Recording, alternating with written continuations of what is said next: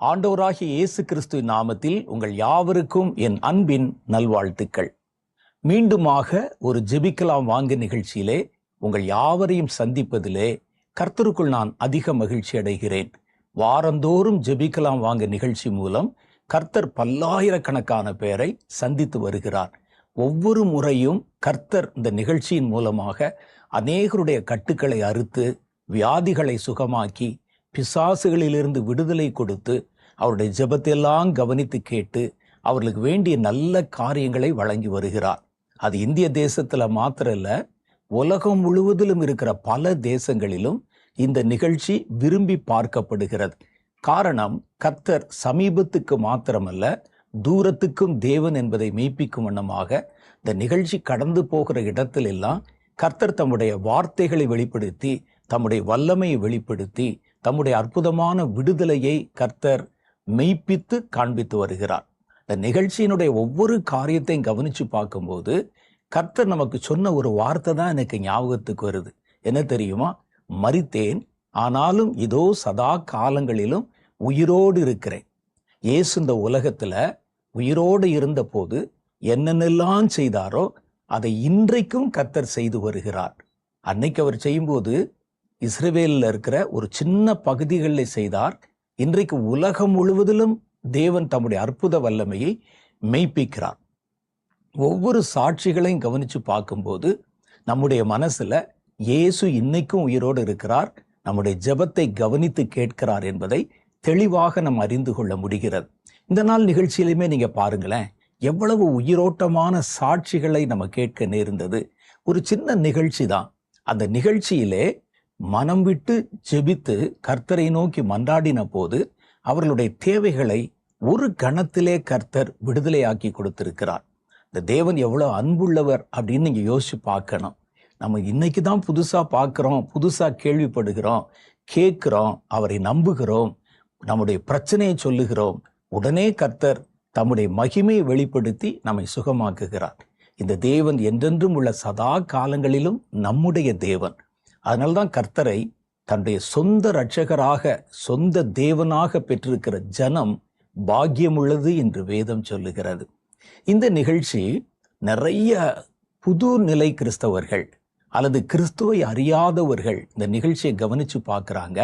இந்த நிகழ்ச்சியின் மூலம் தொடப்பட்டவர்கள் தொடர்ந்து இந்த நிகழ்ச்சியை, இதில் சொல்லப்படுகிற காரியங்களை கவனிச்சு கேட்கிறாங்க. நான் அடிக்கடி சொல்லுகிற காரியம்தான், ஜெபிக்கலாம் வாங்க என்ற இந்த நிகழ்ச்சி புது நிலை கிறிஸ்தவர்களுக்கும் கிறிஸ்தவை அறியாதவர்களுக்கும் தான் அதிகமான பேர் கவனித்து கேட்கவும் பயன்பெறவும் உதவிகரமாக இருக்கிறது. அப்போ முதல்ல ஒரு முறை இந்த நிகழ்ச்சியை நம்ம பார்த்தோம். கர்த்தர் நம்மை சந்தித்ததையும் நம்மை தொட்டதையும் நம்ம அறிந்து கொண்டு கர்த்தரே மெய்யான தெய்வம் என்ற ஒரு நம்பிக்கைக்குள்ளே வந்துட்டோம். அதோட நம்ம கிறிஸ்தவ வாழ்க்கை அனுபவம் முடிந்து விட்டதா அப்படின்னு கேட்டா இல்லை. அதுக்கு பிறகு இன்னும் நம்ம தொடர்ந்து கர்த்தரோடு வாழணும் அப்படின்னா அதுல நம்ம என்னென்னலாம் செய்யணும் என்ற பல காரியங்கள் இருக்கிறது. அதை தான் வேத புஸ்தகம் நமக்கு தெளிவாய் சுட்டி காண்பிக்கிறது. ஒரு சந்தர்ப்பத்துல கர்த்தரை சந்தித்தோம், அந்த சந்திப்போடு முடிந்து விடாமல் தொடர்ந்து அவரோடு நம்ம வாழ பழகணும். கர்த்தரோட வாழணும்னா நம்முடைய வாழ்க்கை அதற்கு ஏற்ற ஒரு வாழ்க்கையாக இருக்கணும். அதுதான் புதுசா பிறந்தவர்கள் அடுத்தடுத்த நிலைப்பாட்டுக்குள்ளே கடந்து போக வேண்டும். அப்ப என்னுடைய நேரம் முழுவதிலும், நான் வருகிற ஒவ்வொரு நிகழ்ச்சிகளிலும் புதுசா இயேசுவை ஏற்றுக்கொண்டு புது நிலை விசுவாசத்துக்குள்ளே வந்தவங்க அடுத்து என்னென்ன செய்யணும், எப்படி வாழணும், கர்த்தர் எதிர்பார்க்கிற கிறிஸ்தவ வாழ்க்கைனா என்ன என்பதை பற்றி மையப்படுத்தியே நிறைய செய்திகளை சொல்லி வருகிறேன். இன்னைக்கு நம்ம என்ன பார்க்க போறோம் தெரியுமா? புதுசா கிறிஸ்துவுக்குள்ள வந்தவங்களுக்கு மனசுல பல கேள்விகள் இருக்கும். புதுசா நம்ம ஒரு இடத்துக்கு வந்தோம்னா நமக்கு பல கேள்வி இருக்கும். அப்ப ஒரு துவக்க நிலை கிறிஸ்தவனுக்கு என்னென்ன கேள்விகள் வருவதற்கு வாய்ப்பு இருக்கு, அந்த கேள்விகளுக்கு என்ன விடை என்பதை நம்ம தெரிந்து கொள்வதுதான் இனி வருகிற சில நிகழ்ச்சிகளிலே நம்ம செய்ய போற காரியம். நான் இயேசு கிறிஸ்துவுக்குள்ளே முதல் முறையாக ரட்சிக்கப்பட்டு வந்த போது அது 1978 வருஷம், 79வது வருஷம்.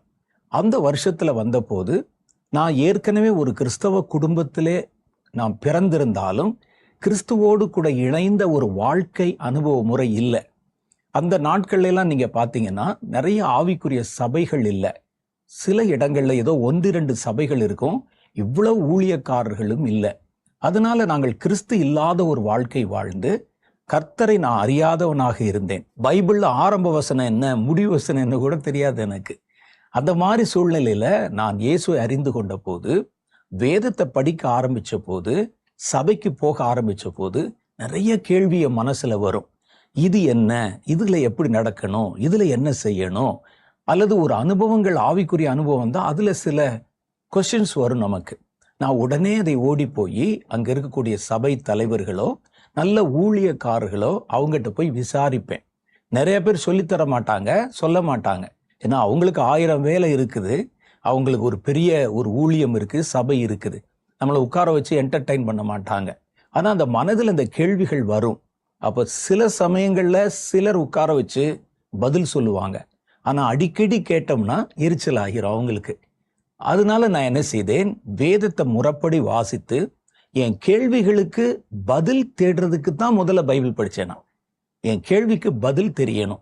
அந்த பைபிள்லையும் எந்த வசனம் எங்க இருக்குன்னு தெரியாது.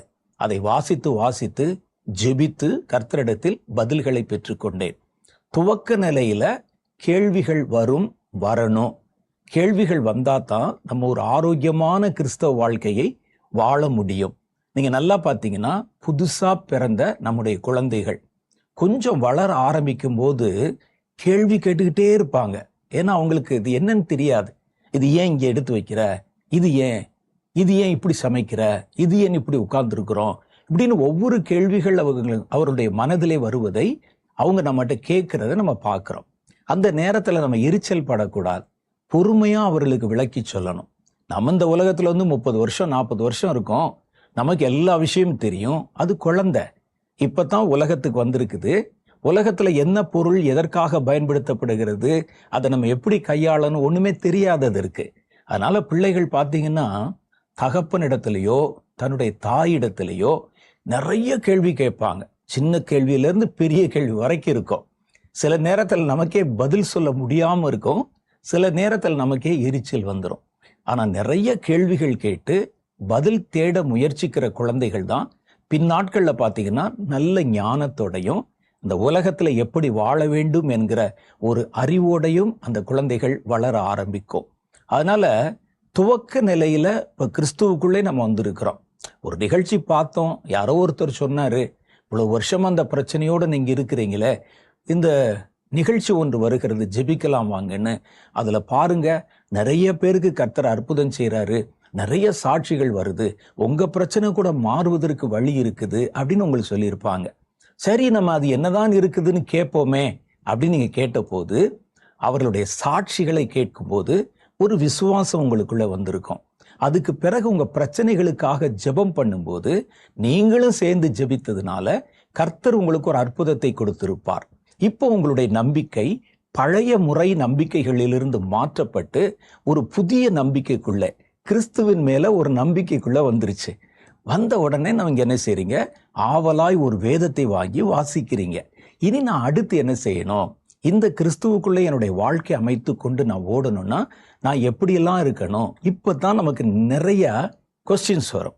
இந்த கேள்விகள் வரும்போது நம்ம என்ன செய்யணும், அப்படி கேள்விகள் வரும்போது நம்ம என்ன செய்யணும், கேள்விகள் வரும் என்ன செய்யணும்னு கேட்டீங்கன்னா, முதல் கேள்வி, கேள்விகள் வரும்போது அந்த கேள்விகளுக்கு பதிலை கண்டறிய முயற்சிக்கணும் ஒழிய அந்த கேள்வியை மனசுல போட்டு குழம்பி எதிர்மறை சிந்தனைக்குள்ளே போயிடக்கூடாது.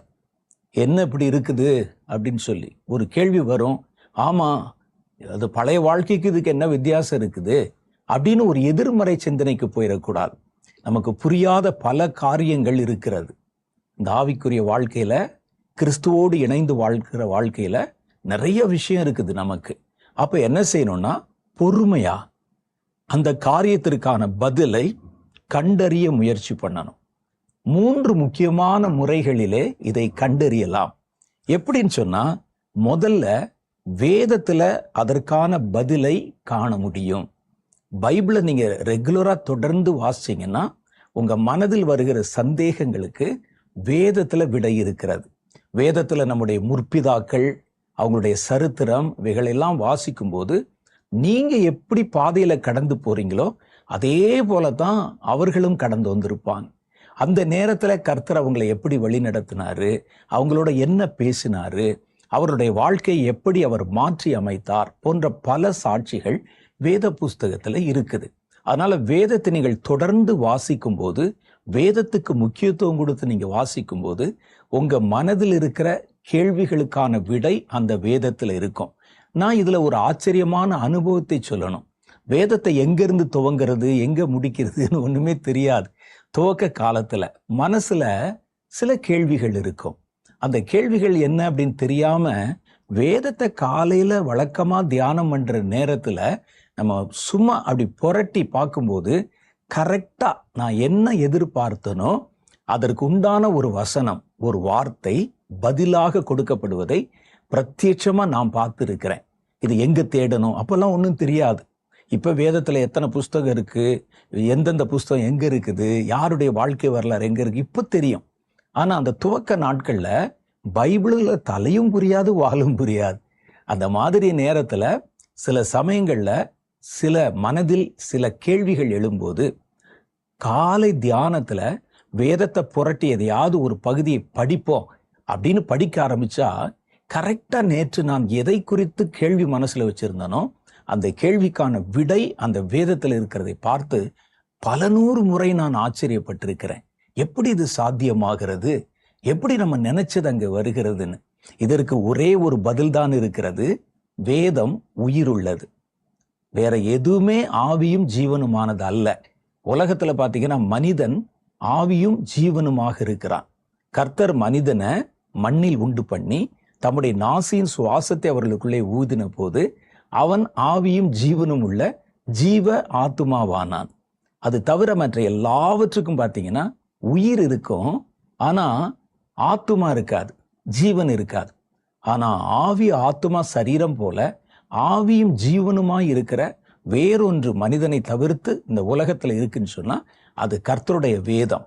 அப்ப இந்த வேதம் என்ன செய்யும்னா அது சிந்திக்கும், அது உங்களுடைய பிரச்சனைகளை ஸ்கேன் பண்ணி அறிந்து கொள்ளும், அது மனுஷன் பேசுற மாதிரி உங்களிடத்துல பேசும். நீங்கள் நிற்கும் போதும் நடக்கும் போதும் உறங்கும் போதும் வேதம் உங்களோட கூட டிராவல் பண்றத நீங்க தெளிவா பார்க்க முடியும். அதனால நம்ம என்ன செய்யணும்னா முறையான ஒரு வேத தியானத்தை வைத்துக் கொள்ளணும். ஆனா அதுக்காக நம்ம என்ன செய்யக்கூடாதுன்னா ஏதாவது ஒரு பக்கத்துல நூலை போட்டு பார்த்து படிக்க கூடாது. ஆனா நீங்க எடுத்து படிக்கும் போதே உங்களுக்கு தேவையான காரியத்தை குறித்த விளக்கம், பதில் அதுல கிடைக்கும். அதுதான் ரொம்ப ஜெனுயினான ஒரு பதில், ஒரு நேர்மையான ஒரு உண்மையான ஒரு பதில்னா வேதத்திலிருந்து பெறப்படுகிற பதில் தான்.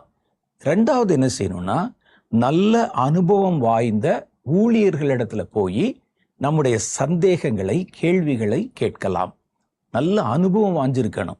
அந்த ஊழியருக்கே ரொம்ப சரியா பைபிள் தெரியாது, அவரே அறகுறையா இருக்கிறாரு. இப்பெல்லாம் பாத்தீங்கன்னா நிறைய பேர் ரட்சிக்கப்பட்ட உடனே தங்களுக்கு தெரிந்து கொஞ்சம் வசனங்களை வைத்துக்கொண்டு உடனே ஊழியத்துக்குள்ள குதிச்சிருவாங்க.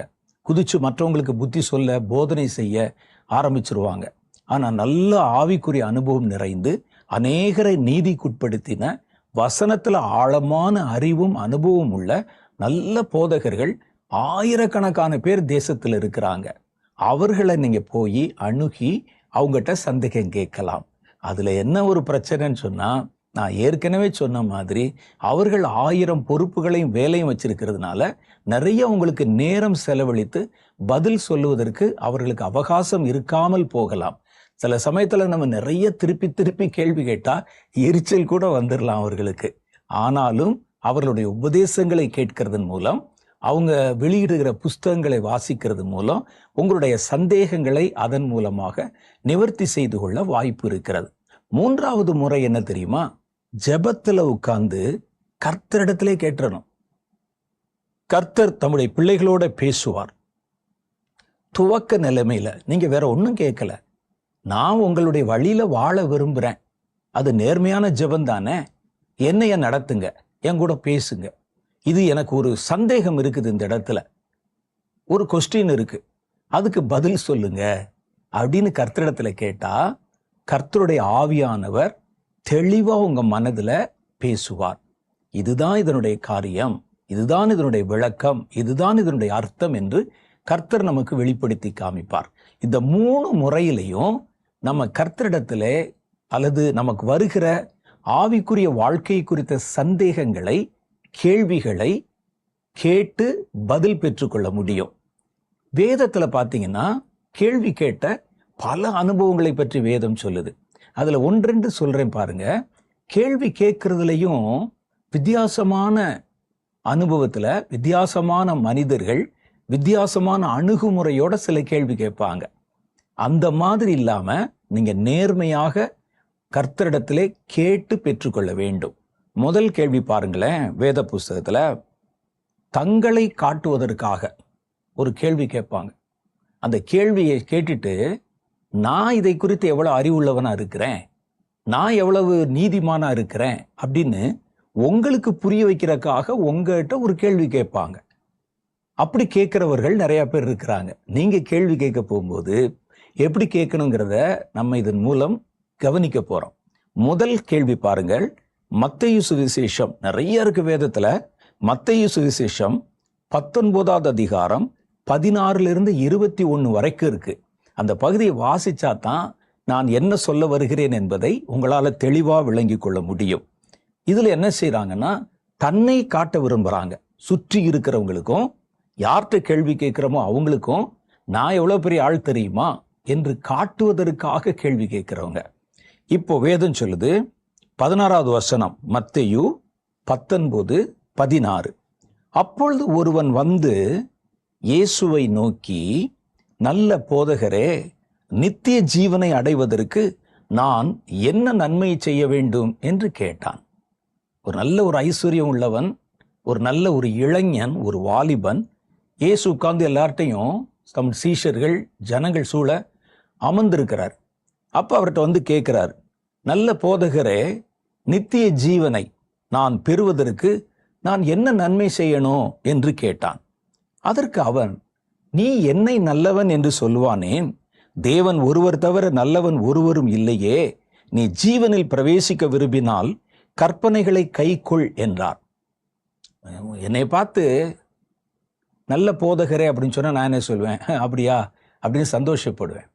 இயேசு இடத்திலே நல்ல போதகரே அப்படின்னு சொன்ன போது, ரொம்ப நல்லவரே, உத்தமரே அப்படின்னு சொன்ன போது, இயேசு ஏன் இந்த பதிலை சொல்லணும் தெரியுமா?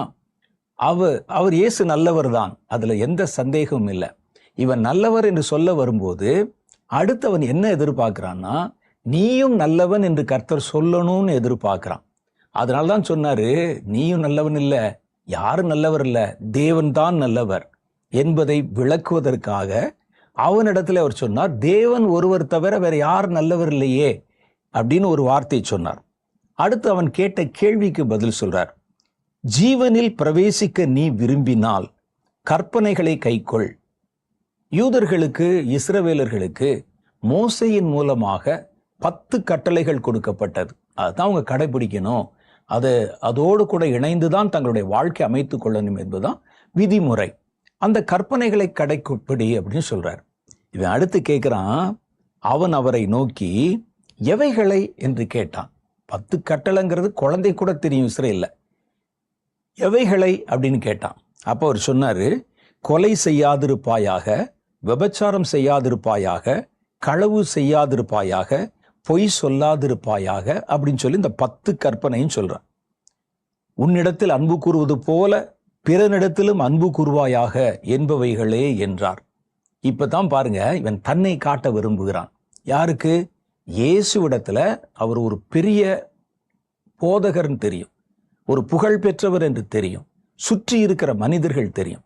அவங்க எல்லாருக்கும் நடுவில் நான் விசேஷமானவன் என்று காட்ட விரும்பினான். கொஞ்சம் பேர் அப்படி இருப்பாங்க. தேவாலயத்தில் ஒரு முறை எப்படித்தான் ஆயக்காரனும் பரிசேயனும் ஜெபம் பண்ண போனாங்க. அந்த ஆயக்காரன் தேவனிடத்துல அழுது ஜெபம் பண்றான், ஆண்டவரே நான் எவ்வளவு பெரிய பாவி அப்படின்னு.